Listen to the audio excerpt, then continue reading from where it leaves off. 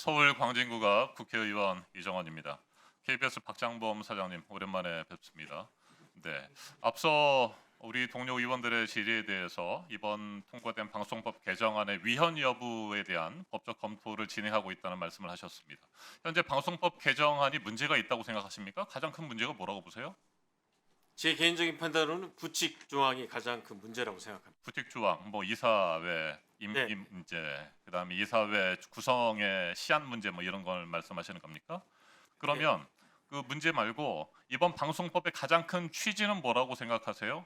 방금 최민희 위원장님께서도 방송법에 대해서 제대로 숙지하라고 말씀하셨는데, 일단 이사 수가 확대된 게 가장 큰 차이입니다. 네, 이사 수도 확대하고 또 사장의 선출 방식에 대해서도 명확하게 규정하고 이렇게 한 이유는 앞에서도 여러 얘기가 나왔습니다만 권력이 바뀔 때마다 정권이 바뀔 때마다 언론을 장악하고 공영방송을 장악하는 그런 잘못된 관행을 끊어내기 위한 것입니다.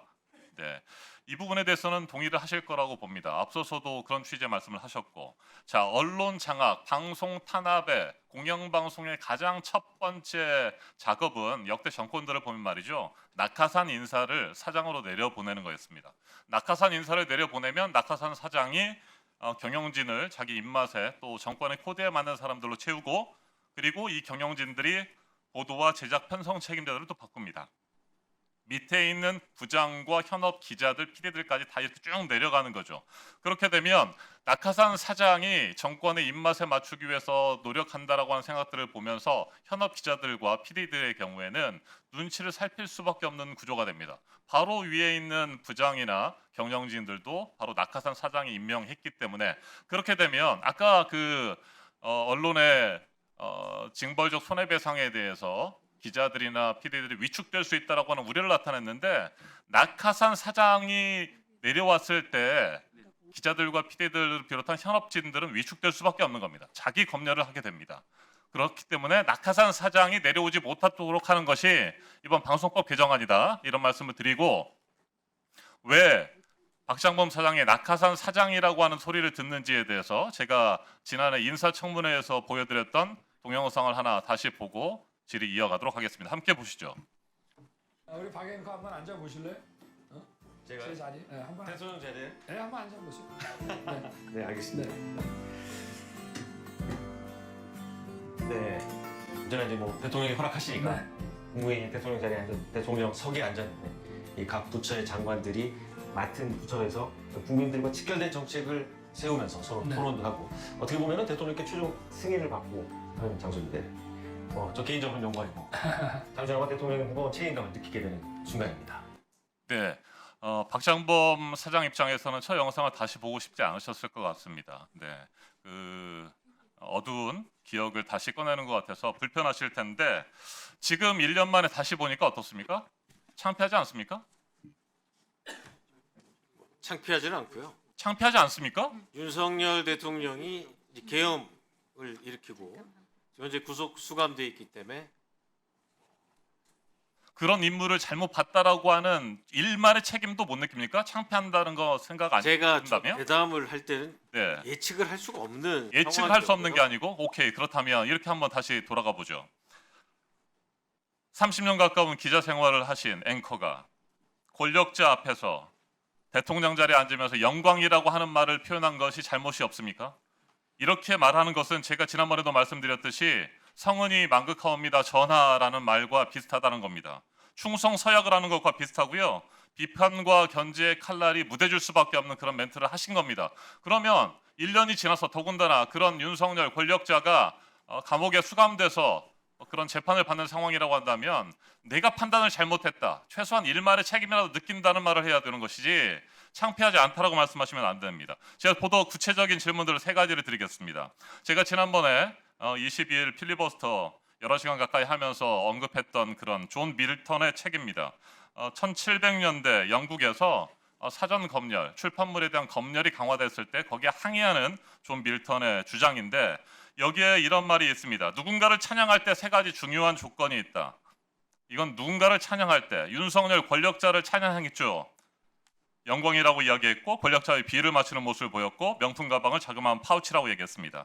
이 존 밀턴이 말한 첫 번째, 누군가를 찬양할 때 과연 그 대상에 찬양받을 만한 자질이 있는가라고 하는 겁니다. 찬양받을 만한 자질이 있는 사람입니까? 윤석열?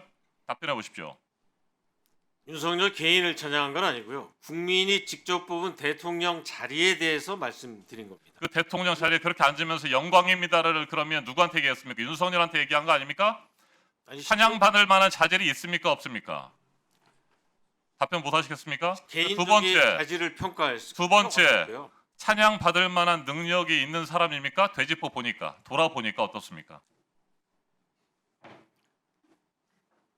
저희가 대담을 하면서 개인의 능력을 평가하거나 그럴 수는 없습니다. 그분이 국민의 선택을 받아서 당시 대통령직을 수행하던 분이었고 대통령은 신년에 그래서 국민들에게 평가를 할 수 자신의 없기 때문에 찬양을 했습니까? 자, 세 번째 질문. 찬양이라고 생각 안 합니다. 아첨과 아부가 됩니다. 정확하게 앞에서 제가 드린 두 가지 질문에 대해서 답변 못하면 그건 아첨과 아부입니다.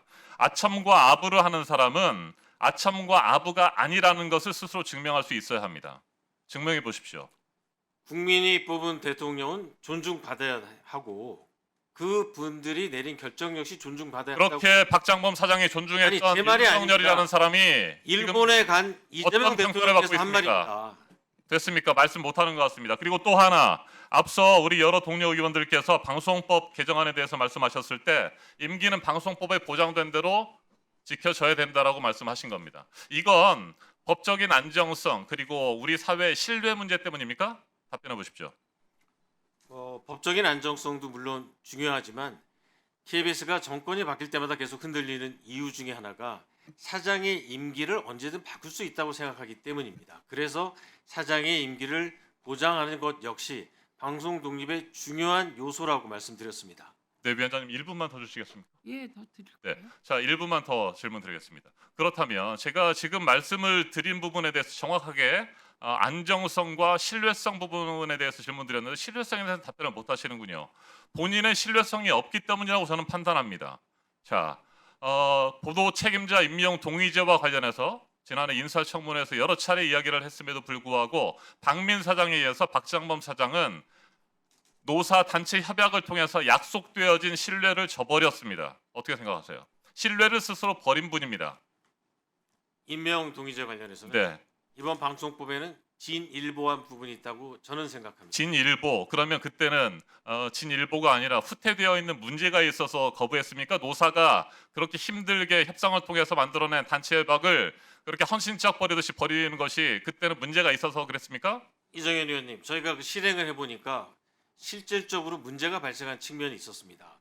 노조원에게만 같은 보도국에서 근무하지만 말도 안 되는 소리 하지 노조원에게만 마십시오. 투표권을 네. 주니까 부작용도 많이 생겼었습니다.